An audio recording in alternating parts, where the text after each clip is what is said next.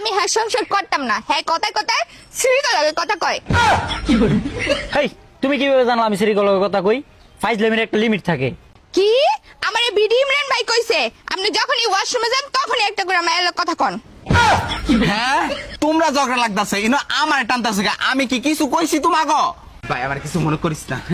এই মিয়া ফাউল লোক, আপনি মিয়া যেই সংসারে যান সেই সংসারে ভেজাল লাগাই।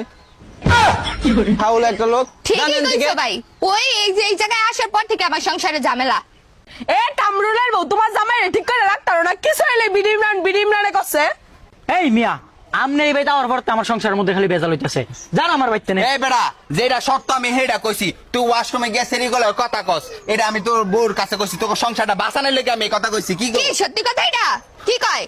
তারপরে এই মিয়া, আপনি আরে এই পুরা লোক ফাউল হচ্ছে- লোক, ও, আপনি বদমাশ। এর লেগে সংসারে ঝগড়া লাগাবা গায়। নাহলে আমি বাথরুমে গিয়ে কত এই লোক জানে কেমনে?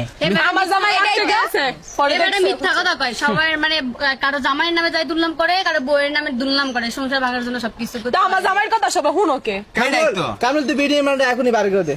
বার করবো মানে? এই হন, এই হন আমার কথা হন। কামরুলের বউ মিথ্যা কথা কইতাম না। আমি তোরে বোনের চোখকে দেখি, ঠিক আছে?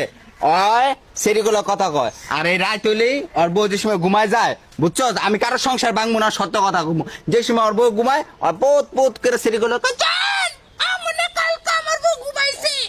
দেখ বুঝছো? দেখ ওই আবার আমার সংসারে ভেজাল তোকে লাগায়। সংসারে থাকলাম না। বেটা, তুই একটা ফাউল লোক, বের কর। এই এটা বালিত না। এই ও মাগো, এই ছাড়ো। এই কামরুলের বউ, বের কর। এটা ঠিক না, এটা ঠিক না। এই হন বালিত না, এই অপমান সহ্য করতাম না, বুঝছো? যা। তোর দিন আমি আমার তো টাকা শুনতে যাই। ভালো লাগবে না।